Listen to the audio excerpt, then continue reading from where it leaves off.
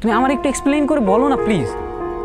গত 6 মাস ধরে লকডাউন, পড়ালেখা সব বন্ধ, বাসা থেকে বারবার বিয়ের প্রেশার দিচ্ছে। আমি বিয়ে করব না দেখে ভাইয়া আমার ফোনটাও নিয়ে গেছে।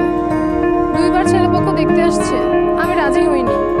আজকে আমি অনেক কষ্ট করে লুকিয়ে তোমার সাথে দেখা করতে আসছি। তুমি কি বলতেছো, বিয়ে হয়ে যাবে মানে? আমার তো মাথা কাজ করতেছে না। আমি কি করবো আমার বলো, আমি তোমার বাসায় গিয়ে কথা বলবো? তুমি কি কথা বলবা? তুমি এখন স্টুডেন্ট। তাহলে আমি কি করবো? আমি তো কিছু বুঝতেছি না, আমার কি করার আছে আর?